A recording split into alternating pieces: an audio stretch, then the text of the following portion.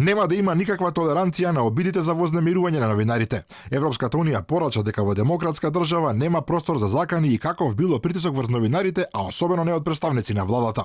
Реагирајќи на изјавите на вице-премиерот Бујар Османи дека ќе следат пријави за новинарите кои известувале за скандалот во фондот за пензиско осигурување, како и на соопштението на Министерството за здравство во кое беа формулирани закани за правни последици кон медиуми поради начинот на известување, портпаролката на Европската комисија Маја Коцијанчич предупреди. Европската комисија редовно ги следи настаните во земјата во пресетот на одлуката за старт на преговори со Македонија, а Европската унија посветува посебна важност на слободата на медиумите.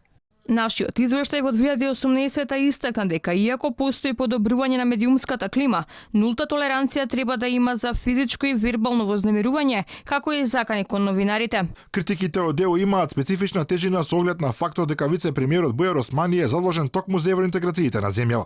Иако тој подоцна се извини за кажаното, од Брисел потсетуваа дека за Европската унија е многу важно новинарите да можат да си извршуваат задачата во атмосфера која им овозможува да работат, што не оди заедно со закани упатени кон нив од која било инстанца.